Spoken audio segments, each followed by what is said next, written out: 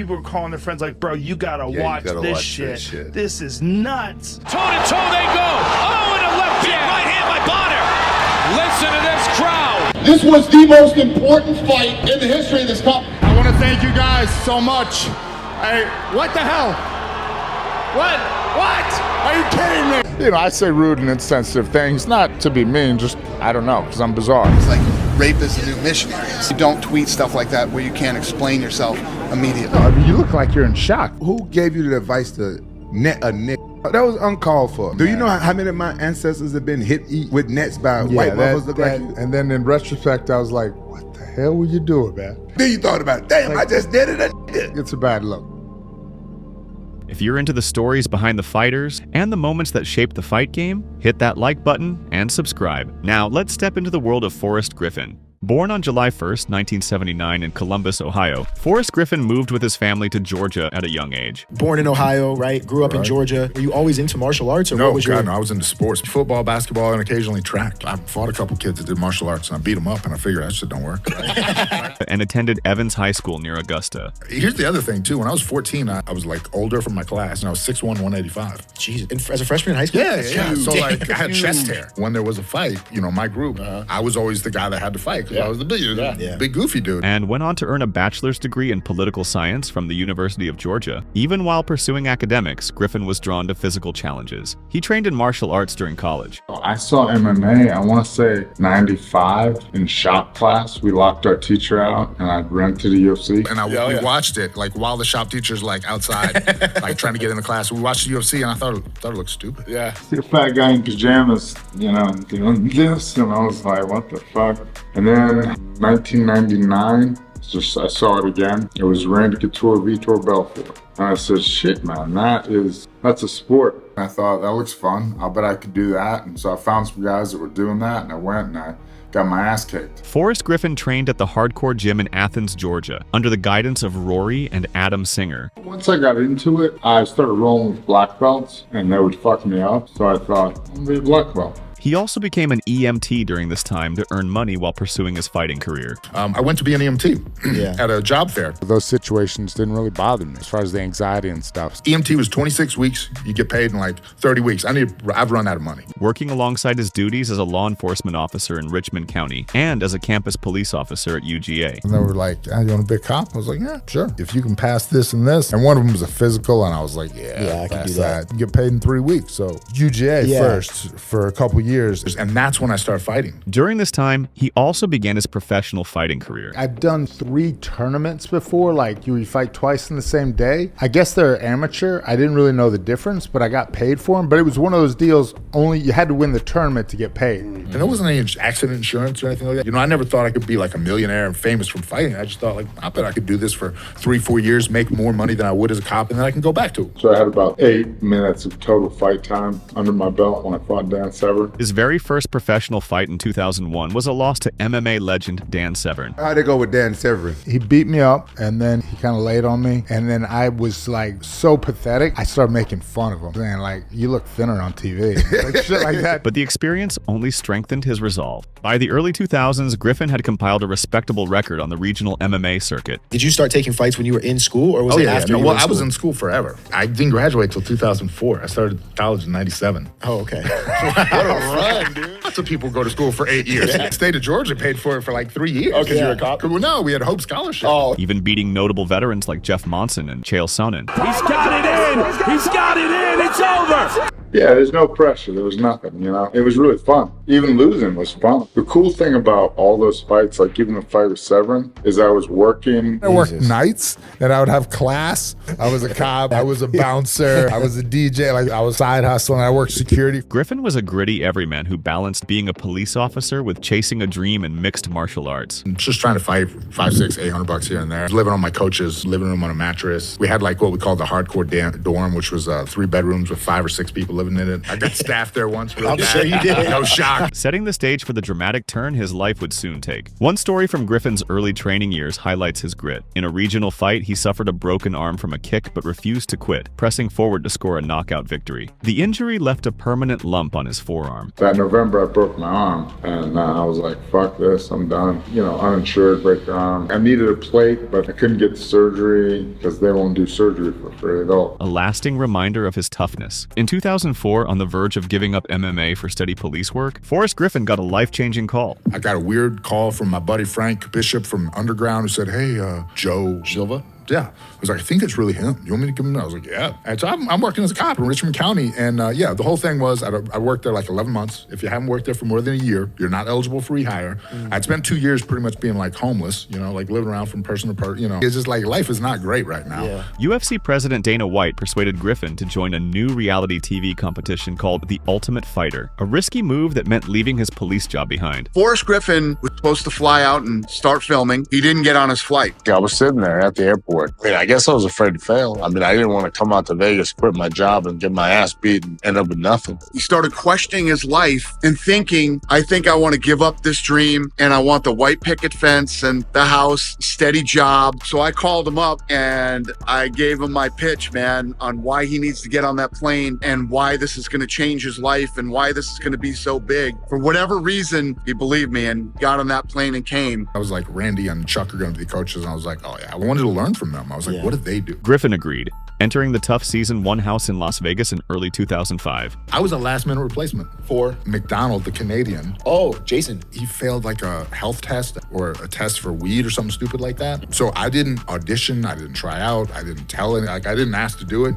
They were $44 million in debt. They were like, what are we doing? We're going to sell this? We're going to keep it? They were calling Dana up going, look for a buyer. Let's find a buyer. We got to get out of this. Like, we're not going to lose our family's fortune. We're $44 million in the hole in this cage fighting shit. Obviously, this is too brutal for America. They're not really into it. Forrest's personality was perfect for the reality show. Very funny, yet a very tough guy who took the sport seriously and worked hard. He battled his way through the show's tournament, earning a spot in the live finale against Stephan Bonnar. On April 9th, 2005, Griffin and Bonnar engaged in an epic blood and guts brawl that left both men exhausted and the audience enthralled. We're going to the finale. We have no deal for a season 2. The undercard fights happen and they're not that great. So we're going into the main event, Forrest Griffin and Stephan Bonnar. These two come in and just go to war. Stephan Bonnar staying in the pocket. Bonnar teeing off. Rocked though, he is rocked. Comes over the top. Stays in there. These two crazy fucks are beating the shit out of each other, and it is a wild melee of a fight. Uppercut just missed.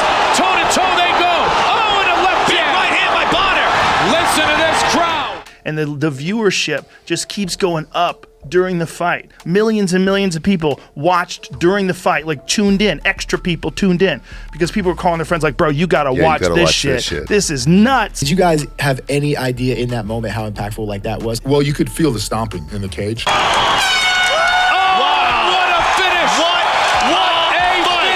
Griffin won the fight by unanimous decision, earning a six-figure UFC contract and nationwide acclaim. Dana White later hailed this slugfest as the most important fight in UFC history, crediting it with catapulting the UFC into the mainstream. When the fight's over, guys from Spike TV literally went out in the alley and cut a new deal with us. In that place, at that time, and the way that these two fought, it was the most important fight in the history of the sport. During that fight, did you guys know what was going on? Did you know you were saving the UFC? We heard like later that night. Yeah. Indeed, the Griffin-Bonnar finale is widely regarded as the fight that saved the UFC, drawing countless new fans to the sport. And they figured it out. That Ultimate Fighter show, they financed the whole show, paid for all of it, paid to be on the network. And then boom, that one final fight with Forrest Griffin and Stephan Bonnar. Forrest Griffin, the humble ex-cop with a toothy grin, had suddenly become a household name in MMA. The bout was even voted the #1 fight in UFC history during a 2009 fan poll, underlining its significance. I love to fight like that, man. I like to just swing for the fences and see what happens. And, you know, I thought that was a good fight, and that's what I'm about. Well, congratulations on an amazing performance. Welcome to the UFC. Forrest Griffin, ladies and gentlemen. Griffin's underdog story and willingness to pour his heart out in the octagon made him an instant fan favorite, embodying the show's mantra that anyone with enough heart could become a star. That was the moment my life changed forever, and I was like, oh, I'm a professional fighter now. You don't have to be a cop anymore. Yeah. We had to give you your flowers and your respect now. It's because of you and Stephan Bonnar, the guys like me and other fighters, have the opportunity to have a job. Because That's very cool, very kind. Riding the momentum from The Ultimate Fighter, Griffin transitioned into a full-time UFC fighter. He proved that his finale win was no fluke by defeating veteran Bill Mahood via rear naked choke and stopping Elvis Sinosik with strikes a few months later.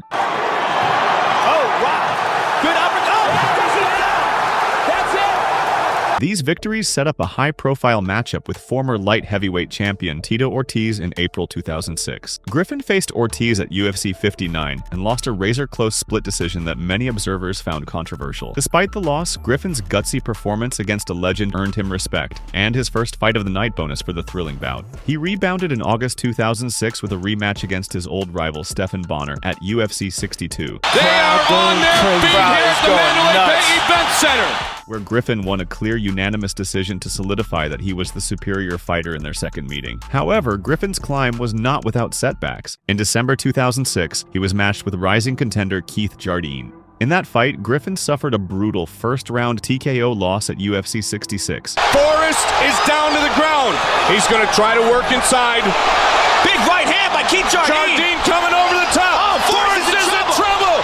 This fight is over. Unbelievable. Keith Jardine has defeated Forrest Griffin. And was so overcome with emotion that he left the cage in tears before the post-fight interview was finished. Devastated Forrest Griffin, and Forrest is beside himself. I know you're devastated. I saw you drop down after the fight in anguish. I mean, Keith came in, he did exactly what I wanted to do, and he knocked me out. Let's go home. It was a rare display of vulnerability in the world of MMA, one that showed how passionately Griffin took both victory and defeat. Early 2007 brought more challenges when Griffin caught a serious staph infection that forced him out of a scheduled fight with Lyoto Machida. When I had staph, I ended up being on antibiotics for 5 weeks straight, which will also drain the shit out of you. The mistake I made is I used to like throw a little bleach in the bathtub and wipe myself down with bleach. Yeah, you destroy the top layers of skin, so you actually make yourself more susceptible to those skin-borne illnesses. After recovering, he returned to action in June 2007 at UFC 72, where he won a unanimous decision over Hector Ramirez. In that bout, Griffin's relentless style was on full display as he landed 38 leg kicks, a UFC record at the time, dominating the fight from start to finish. Griffin's resilience and steady improvement culminated in a breakthrough performance on September 22, 2007. That night at UFC 76, he faced Mauricio Shogun Rua, former Pride champion, widely considered the world's top light heavyweight. Griffin entered as a heavy underdog, but shocked everyone by outworking Shogun and securing a rear naked choke submission in the final seconds of the third round. 20 seconds remain. Deep trouble. Forrest got the rear naked choke. 15 seconds. And it is over. What a performance by Forrest Griffin. Forrest Griffin has pulled off the upset. What an upset. What a fantastic victory for Forrest Griffin. The upset victory earned Griffin a submission of the night bonus and instantly propelled him into title contention. In the span of 2 years, Forrest Griffin had gone from reality show underdog to a legitimate top-tier fighter in the UFC's 205-pound division. In early 2008, the UFC tapped Griffin to be a coach on The Ultimate Fighter 7, pitting him opposite the reigning light heavyweight champion, Quinton Rampage Jackson. This coaching stint built up anticipation for their showdown. I bet you our fight don't go to no decision, I bet you. I bet the whole first on it. I'm whoop for his ass. I stopped like this nigga when he hit me with that fucking net. Yes, that was understandable. That was the day I stopped liking That him. wasn't needed.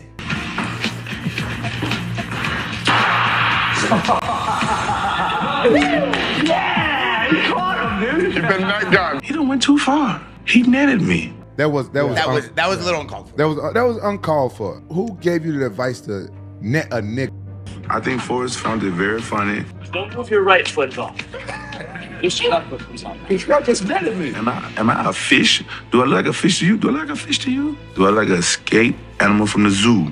Why would you go and net a human being? Yeah, that also poses a problem. How dare you? Man, I'm from the South. This reminds me of something that happened to some of my homeboy. Do you know how many of my ancestors have been hit with nets by white motherfuckers look like you? Probably not a smart move. I think you owe me some reparations. I apologize on behalf of those people. I'm laughing, but like seriously. Yeah. In retrospect, it's a bad look. It was bad look. Yeah. I think your white ass owe me some reparations. After the season aired, Griffin faced Rampage in the main event of UFC 86 on July 5th, 2008, with Jackson's title on the line. It was a classic striker versus brawler matchup and a test of Griffin's mettle against one of the division's most feared fighters. In a thrilling 5-round war, Griffin weathered an early knockdown and utilized a steady barrage of leg kicks and high-paced output to keep Jackson off balance. But when you hurt my leg in that fight, I healed myself up in between rounds. I had never been leg kicked like that before. The fight went the distance, and in a stunning result, Griffin won a unanimous decision to become the UFC Light Heavyweight Champion. Many had doubted the former reality show star against Rampage's power, but Griffin proved the naysayers wrong. The victory was named Fight of the Night and even Fight of the Year for 2008, underscoring its high drama. Some commentators argued the decision could have gone the other way. You just think you beat me in that fight? I think I do think I beat you in the fight. I do think, because I watched the fight. Hey, I want to thank you guys so much.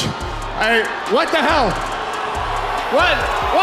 Are you kidding me? But no formal protest was ever filed. With that win, Forrest Griffin reached the pinnacle of the sport, completing his transformation from unknown underdog to world champion. Griffin's first title defense came at UFC 92 in December 2008 against another unbeaten tough fighter, Rashad Evans. Early on, Griffin used his rangy striking to control the fight, but Evans' speed and power turned the tide. In the third round, Evans caught a kick from Griffin and took him down, unleashing punches that forced a TKO stoppage and ended Griffin's reign as champion. Forrest is in trouble! He's out! And it is all over!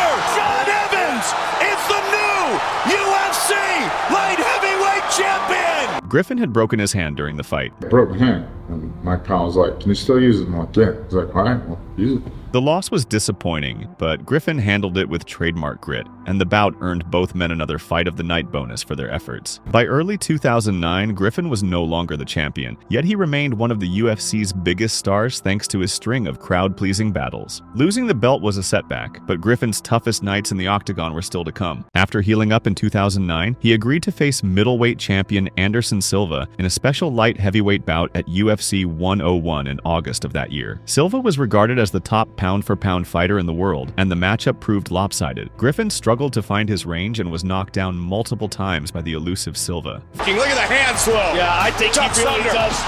Down goes Griffin! Finally, Silva ended the fight with a quick counter right hand, knocking Griffin out in the first round. The defeat was so one-sided that a dazed Griffin famously got up and ran out of the cage immediately, not even waiting for the official decision. Fans and commentators were shocked to see Griffin bolt from the arena, and the incident became an enduring image of his career. The greatest moment of my life watching a fight was when Anderson Silva kicked your ass. You ran out crying like a little bitch. I wasn't crying that time. I ran out before I was crying. I cried with Keith Jardine. That was a rough moment for me. Years later, Griffin revealed another layer to that story. The day before the fight, anxiety had gotten the better of him, and he took a doctor-prescribed Xanax to sleep, which resulted in a positive drug test in Pennsylvania. The failed test earned him a 30-day suspension, a minor infraction, but one that added to the turmoil surrounding that fight. I actually failed my drug test, I think, for Xanax, which I had a doctor prescription. I didn't do it before the fight. No, I did it the night before because I was nervous and I couldn't sleep. Oh, I didn't know that. I don't think anyone knows that. Griffin would quip that he appeared to be stoned in the cage, humorously downplaying the incident. But in truth, it was a humbling chapter for the former champ. True to form, Griffin rebounded from the Silva loss by returning to his bread and butter, hard-fought decision wins. In November 2009, he faced off with Tito Ortiz for a second time at UFC 106. Ortiz was a former champion and big personality, but Griffin managed to edge him out in a close split decision, avenging his earlier loss. This victory re-established Griffin's standing, closing out 2009 on a positive note.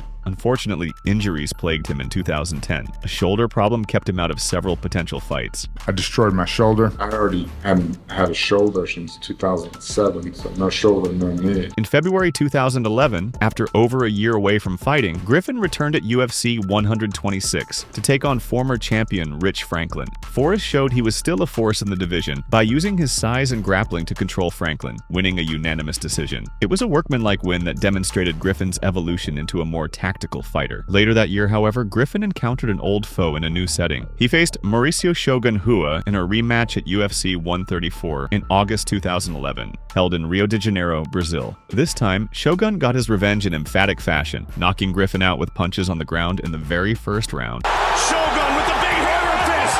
It is all over. Griffin looked unusually flat that night, and it was later known that his mind was elsewhere. His wife was unexpectedly going into labor back home as the fight took place, causing Griffin to catch the next flight out of Brazil immediately after the loss. I'm in the locker room getting ready, and she's saying, hey, babe, just so you know, me and my buddy, we might be going to the hospital, you know. She's in Vegas. I'm in Brazil. So, you know, I get my ass whooped promptly. Thank goodness I have my passport on me.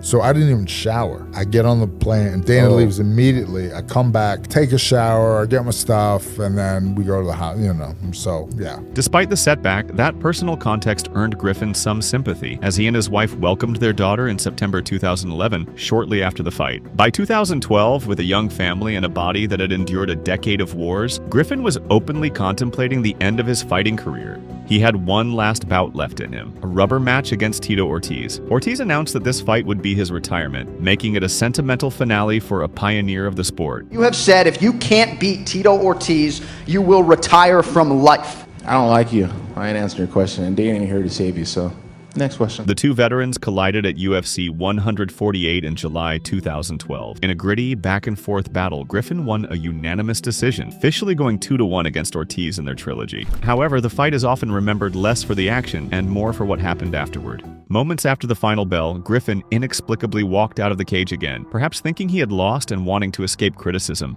We've seen that before.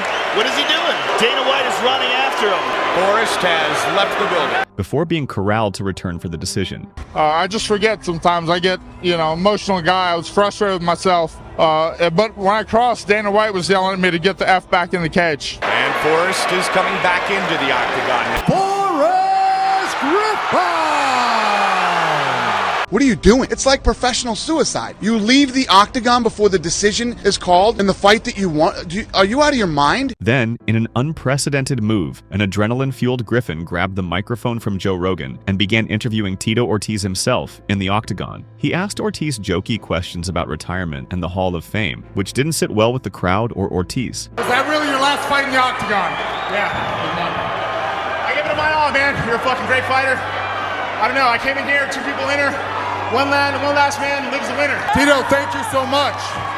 It was an awkward, if somewhat comic postscript to Ortiz's swan song. Get your hand raised or Tito's hand raised. Do your interview and go. If you're bummed out, do it in the back. And if you're bucking for Joe Rogan's fucking job, it isn't going to happen. That's Joe's job. Leave the microphone alone until Joe comes over and talks to you. Griffin later apologized publicly for stealing Tito's moment, explaining that he had been upset with his own performance and wasn't thinking clearly. We kind of heard Dana's reaction to Forrest grabbing the mic, but I'd like to know yours. I'm sure that you've kind of envisioned That was bullshit. your final moments. Come on, dude. You understand, 15 years ago, May 30th, 1997, Joe Rogan was the first person to interview me. I sincerely apologize. I honestly wasn't thinking. I could see you guys have a ton of history. I apologize. I wish I could take that back, I'm sorry. This incident, coupled with Griffin's earlier cage escape in the Silva fight, underscored that his nerves and passion could still get the better of him, even as a seasoned veteran. UFC President Dana White privately encouraged Griffin to consider retiring around this time, sensing that Forrest's mind and body were starting to stray from peak form. You've done your thing, man. Nothing left for Forrest to prove either. He won the Ultimate Fighter. He's had an amazing career. He won the title when people thought he couldn't. He became a huge star. He made shitloads of money. He's got a beautiful wife. He's got a baby. It's just, if you don't want to be a world champion and you're still not in the mix, like I call it, why? What's the point? Griffin admitted that fighting had become more of a job than a passion. And by 2011, he openly said he was mostly doing it to provide for his family. I had a couple losses where I realized that I was never going back to the top. Not long after UFC 148, Forrest Griffin decided to hang up his gloves for good. Lingering injuries, including chronic issues with his shoulder and knee, made training and fighting an increasing struggle. On May 26, 2013, Griffin announced his retirement from MMA, concluding an illustrious career. I would like to say a few words about a gentleman who has meant a great deal to this company. His charisma, his personality, His fighting style has helped elevate the UFC and mixed martial arts to where we are today. Tonight we are going to announce his retirement. He is staying with the UFC. He will have some role, some title. He will be here and he will stay with this company at least for the rest of my life. Thank you guys very much. The biggest thing I've learned is that when Dana White says retire, you should retire. Thank you guys. In a show of respect, the UFC immediately revealed that Forrest Griffin would be inducted into the UFC Hall of Fame. And fittingly, he went in alongside Stephan Bonnar in July 2013 during the UFC's Fan Expo. It was a full circle moment. The two men whose ferocious battle had launched a new era for the UFC now took their place in its Hall of Fame together. This was the most important fight in the history of this company. We were $44 million in the hole into this business. This fight was so small, it was at the Cox Pavilion. During 6 minutes of that fight, 12 million people tuned in. For 6 minutes of that fight. You know how crazy that is? You know what insane numbers those are? It's my honor to induct you into the UFC Hall of Fame. Congratulations, boys. Griffin left active competition with a professional record of 19 wins and 7 losses, a UFC championship belt, and a legacy as one of the sport's true game changers. Throughout his career, Forrest Griffin became known as a personable, funny, and candid figure, but his humor and impulsive nature sometimes led to controversy. One infamous episode occurred in late 2011, outside of the cage. In November of that year, during the emotional height of the Penn State sexual abuse scandal, Griffin posted a Twitter comment that read, "Rape is the new missionary," a crude attempt at dark humor that immediately sparked outrage. He was saying as he turned on the TV that morning, there was a story about Penn State. He literally changed to another news. There was another story.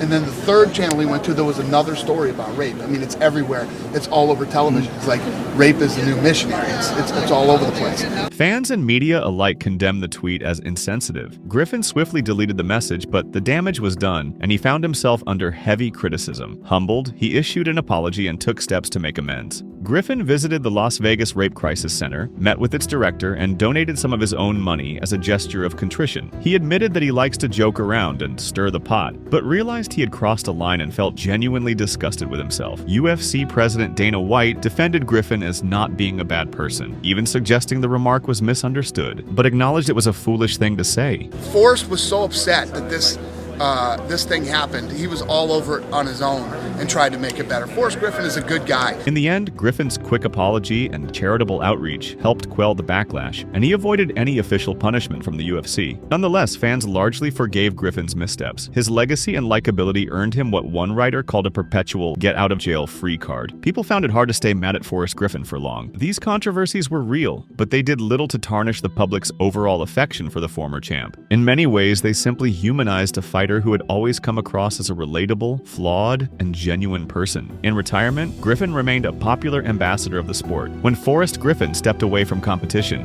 the UFC quickly found a new role for the former champion. Griffin moved to Las Vegas and became an integral part of the UFC staff, eventually being named the Vice President of Athlete Development at the UFC Performance Institute. In this capacity, he helps train and mentor up-and-coming fighters, sharing the wealth of experience he accumulated over his career. I'm Forrest Griffin, VP of Athlete Development at the UFC Performance Institute. And one of the things I get to do is to make sure that everything we do here works to actually make the athlete better in the octagon. He also frequently appears at UFC fan expos, signs autographs, and represents the organization at public events, essentially serving as a goodwill ambassador for MMA. And he is one of the guys who has been one of the building blocks in the sport and in this company. Outside the UFC offices, Griffin kept busy with other ventures. He had already shown a talent for storytelling and humor by authoring 2 books during his fighting days. These books not only provided entertainment to fans, but also cemented Griffin's reputation as one of the sport's most approachable and funny personalities. Additionally, he dabbled in media and entertainment. He had cameos in a few films, and even appeared on a 2012 episode of Law & Order. Griffin's name also lives on in the annual Forrest Griffin Community Award, a UFC honor named after him that recognizes charitable work by fighters. There's this charity in Las Vegas called Foursquare. There's something like 580,000 kids that don't eat every day. Like when they go to school, the only meal they eat that day is school food. So when Friday comes, they don't eat again till Monday. And I said, you guys know a guy named Forrest Griffin? Yeah. He used to come in there and he would put on a hat and everything and go in the back and start cooking and stuffing boxes and making food, and he would work there all day. Then when he left, he would write a check. And they told us that about Forrest. We didn't even know that. Today, Forrest Griffin's legacy in MMA is secure. He is often mentioned in the same breath as legends of the sport, not because of a long title reign or flashy knockouts, but because of the impact he had on bringing MMA into the mainstream. The UFC's remarkable boom in popularity in the mid-2000s can be traced back to the night of Griffin versus Bonnar. Griffin was never the most physically gifted athlete in the cage, but he compensated with heart, durability, and an uncanny ability to thrill audiences. He accumulated 5 Fight of the Night bonuses in his UFC run. Even in defeat, fans knew Forrest would leave it all in the cage, which made him must-watch TV for years. As an everyman figure who started as a rookie on a reality show, Griffin inspired a generation of fighters to believe that with enough determination, they too could make it to the top. He remains a beloved figure in MMA, and his story will be told in the annals of UFC history for decades to come. Truth is, Forrest Griffin is a very hard worker. He digs in and he grinds and he does a lot of good things for a lot of people. What's crazy is the thing that he thought was an impossible dream ended up becoming his white picket fence,